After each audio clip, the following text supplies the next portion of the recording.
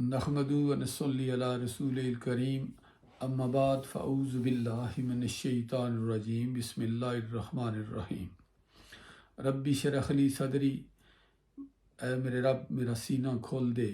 ویسر لی امری، اور میرے کام کو میرے لیے آسان کر دے، واحلل عقدۃ من لسانی، اور میری زبان کی گرہ سلجھا دے، یفقہوا قولی، تاکہ لوگ میری بات سمجھ سکیں۔ احباب ذی وقار، آج کا میرا ولاگ پاکستان کے ہر دل عزیز لیڈر،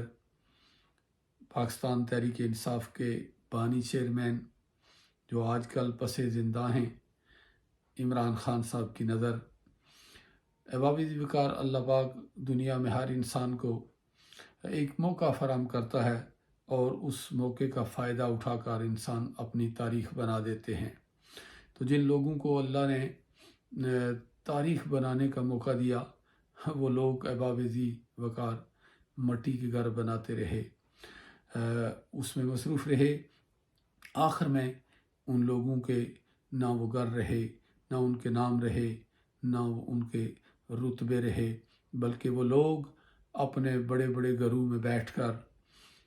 گزرے وقت کی راکھ خریدتے رہے۔ احباب ذی وقار، اللہ کی اس سرزمین پر اللہ کے بخشے ہوئے اقتدار کے بجائے جب کوئی شخص عزت کے بجائے دولت کا انتخاب کرتا ہے، اپنے بچوں کے مستقبل کا انتخاب کرتا ہے، تو اللہ تعالیٰ اسے عبرت سرائے کی اینٹ بنا کے رکھ دیتا ہے۔ احباب ذی وقار، پاکستان کے سیاستدانوں کی مثال آپ کے سامنے ہے۔ دو بڑی سیاسی جماعتوں کے لیڈر، نام نہاد لیڈر، انہیں لیڈر تو نہیں کہا جا سکتا، آصف علی زرداری اور نواز شریف۔ آپ دیکھ لیجئے کہ اللہ نے اپنی زمین ان لوگوں پر تنگ کر دی ہے، وہ کسی کی خوشی کسی کی غمی اور پبلک میں وہ جا نہیں سکتے۔ لوگ ان کو جوتے مارنے کے لیے بے تاب رہتے ہیں، اور کئی بار لوگوں نے ان پہ جوتے پھینکے۔ میاں نواز شریف پہ بھی جوتا اچھالا گیا، آصف علی زرداری پر بھی جوتا اچھالا گیا، اور کبھی انہیں نکلنے نہیں دیتے ہیں، چور چور کے نعرے لگاتے ہیں۔ یہ لوگ جو ہیں یہ اپنی تاریخ اس طرح بناتے رہے، اور ان کے مد مقابل جو آدمی تھا اس کا نام تھا عمران خان۔ احباب ذی وقار، اس شخص نے اپنی زندگی کا آغاز کیا، اس نے کرکٹ سے آغاز کیا، اور اس نے بھی وہاں بھی بڑی سخت محنت کی۔ ریاضت شاکہ کے بعد وہ شخص جو ہے وہ ایک ورلڈ کپ جیتنے میں کامیاب ہوا۔ اس کے بعد احباب ذی وقار اس نے ایک اور ٹھان لی کہ وہ عوامی خدمت کے جذبے سے سرشار انسان تھا۔ اس نے کینسر کا اسپتال بنانے کا عزم صمیم کیا، اور اس میں 18-20 جو ڈاکٹر اس نے بلائے مشاورت کے لیے، وہاں مشاورت کا عمل جب مکمل ہوا تو 20 میں سے آلموسٹ 18 لوگوں نے جو ڈاکٹرز تھے انہوں نے یہ کہا کہ پاکستان کے اندر کینسر کا اسپتال اس طرح کا جس میں غریبوں کا علاج فری ہو، یہ ممکن نہیں ہے۔ لیکن احباب ذی وقار، وہ آنی حساب کا مالک شخص ہے، اس کے عزائم اتنے بلند ہیں کہ آپ تصور نہیں کر سکتے، اور اعصابی طور پہ وہ لاسانی انسان ہے۔ آپ اتنے مضبوط اور لوہے کے اعصاب کا مالک شخص کوئی دوسرا نہیں دیکھ سکتے۔ اس شخص نے یہ ٹھان لی کہ میں یہ کام کروں گا، اور اس نے وہ کینسر کا اسپتال مکمل کیا۔ آج پاکستان میں کینسر کا تیسرا اسپتال جو ہے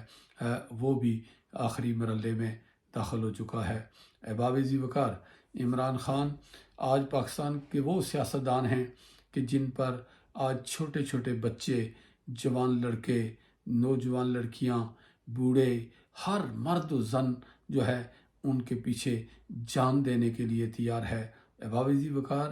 8 مہینے بلکہ 1 سال تک عمران خان کے گھر کے باہر 800 کیمپ جو ہے وہ اس طول و عرض میں بسنے والے، پاکستان کے طول و عرض میں بسنے والے لوگوں نے وہاں 8 مہینے تک بلکہ 1 سال تک کئی جو ہے وہ کیمپ لگا رکھے۔ اور کیا کمال تھا کہ ایک شخص رات کو ایک ٹویٹ کرتا تھا کہ آج میرے گھر پہ میری گرفتاری کا جو ہے وہ منصوبہ بن چکا ہے، تو رات کو مائیں اپنے شیر خوار بچوں کے ساتھ آ جاتی، نوجوان اپنی نیندیں ختم کر کے چلے آتے، نوجوان لڑکیاں چلی آتی، بوڑھے لوگ چلے آتے۔ احباب ذی وقار، یہ یوں ہی نہیں ہوا، بلکہ اس کے لیے، اس کے پیچھے عمران خان کا ایک بہت بڑا کردار ہے، ہمالیہ اور کیٹو جیسا بڑا کردار ہے کہ پاکستان کی تمام پولیٹیکل فورسز نے، تمام اداروں نے اور اسٹیبلشمنٹ نے عمران خان کے خلاف زمین جو ہے پاتال تک کھنگال دی ہے کہ اس کے خلاف کوئی جو ہے وہ ثبوت لائے جائیں۔ لیکن جب انسان کا کردار بہت بلند ہو، اس کا کردار بہت تگڑا ہو، تو دنیا کی کوئی طاقت آپ کے خلاف کچھ نکال نہیں سکتی اور نہ ہی آپ کو شکست دے سکتی ہے۔ بلکہ یہ پاکستان کا وہ واحد سیاستدان ہے جس کے پیچھے عوام نے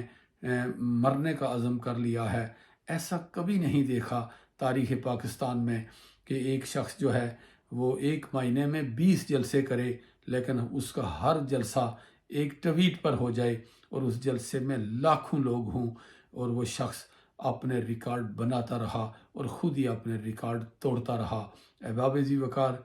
آپ پاکستان کے لوگوں سے اور جتنے بھی دیگر تارکین وطن ہیں، ان سب سے میری یہ گزارش ہے کہ یہ عمران خان کی جنگ نہیں ہے احباب ذی وقار، یہ پاکستان کے بچوں کی جنگ ہے، یہ پاکستان کی بچیوں کی جنگ ہے، یہ پاکستان کے نوجوانوں کی جنگ ہے احباب ذی وقار، یہ ان بوڑھوں کی جنگ ہے جن کا کوئی سہارا نہیں احباب ذی وقار، یہ ان مرد و زن کی جنگ ہے جو ساری زندگی چکی میں پستے رہے، غربت کی چکی میں، یہ ان کی جنگ ہے۔ آپ یہ جنگ لڑیے گا، آپ اگر یہ جنگ نہیں لڑیں گے تو احباب ذی وقار اپنی نسل نو کو کس کے حوالے کریں گے؟ اگر آپ چاہتے ہیں کہ آپ کے بچے اور ان کا مستقبل ہمیشہ سیف رہے تو آپ عمران خان کا ساتھ دیجئے، ان کی مدد کیجئے۔ یہ وقت ہے 8 فروری کا، اگر 8 فروری میں احباب ذی وقار آپ نے عمران خان کا ساتھ نہ دیا تو آپ تاریخ میں جو ہے وہ کہاں کھڑے ہوں گے؟ تاریخ کے دورائے میں یہ بعد میں آپ کو بتاؤں گا، اور تاریخ خود بتائے گی میں کیا بتاؤں گا۔ اس لیے آپ سے یہ گزارش کرنا چاہتا ہوں کہ احباب ذی وقار 8 فروری کو یاد رکھیے، جو لوگ یہاں سے جا سکتے ہیں وہ جا کر اپنا حصہ ڈالیں، یہاں سے بیٹھ کر اپنا حصہ ڈالیں، جو وہاں ہیں وہ سر دڑ کی بازی لگائیں اور عمران خان کو یہ الیکشن جتوائیں۔ یہ جیت عمران کی نہیں ہوگی، یہ پاکستان کے عوام کی جیت ہوگی، یہ آپ کی جیت ہوگی، یہ میری جیت ہوگی۔ اس لیے میں تمام لوگوں سے یہ التماس کرتا ہوں کہ اگر اس بار بھی آپ نے کوئی کردار ادا نہ کیا تو یہ چور و چکے جو ہیں یہ ساری زندگی آپ پر مسلط رہیں گے۔ یہ آپ نے کبھی ایسا نہیں دیکھا ہوگا کہ ایک اشتہاری، ایک مفرور جو ہے اس کو جو ہے وزیر اعظم کے جہاز میں بٹھا کر پاکستان لایا جائے، پھر سارا عدالتی نظام جو ہے وہ ایئرپورٹ پر پہنچ کر اسے فیسیلیٹیٹ کرے، اور احباب ذی وقار بات یہاں تک نہ رہے، پھر نیب سے اس کے سارے کیس ختم ہو جائیں، پھر تمام اداروں سے جتنے کیس اس کے بنے ہوئے تھے وہ ختم کر دیے جائیں، بات یہاں تک بھی نہ رہے، بلکہ اس کے مد مقابل جو پاکستان کے عوام کی ہر دل عزیز جماعت ہے اس کے ٹکڑے ٹکڑے کر دیے جائیں، اس کے لوگوں کو اٹھا کر جو ہے ان پر ظلم اور تشدد کی انتہا کی جائے، اور پھر آخر میں تمام حلقوں سے تمام پاپولر لوگوں کے کاغذات نامزدگی مسترد کر دیے جائیں۔ جس معاشرے میں صنم جاوید کا مقابلہ نہیں ہو سکتا احباب ذی وقار، اس کے کاغذ صرف خوف کی وجہ سے مسترد کر دیے گئے، وہاں آپ کسی کا کیا مقابلہ کریں گے؟ یہ لوگ اپنی کھیل سے پہلے اپنی کھیل ہار چکے ہیں۔ یہ جنگ عمران خان جیتے گا اور ہم جیتیں گے، آپ جیتیں گے احباب ذی وقار۔ میں آخر میں پھر آپ سے التماس کرتا ہوں کہ یہ جنگ جیتنے کے لیے آپ کو عملی کردار ادا کرنا چاہیے۔ وہ کسی بڑے شخص کا یہ قول ہے کہ ووٹ ابر رحمت کا وہ قطرہ ہے جو گرتا ہے کسی مچھلی کے منہ میں تو موتی بن جاتا ہے، اور اگر گرتا ہے کسی سانپ کے منہ میں تو زہر بن جاتا ہے۔ والسلام علیکم۔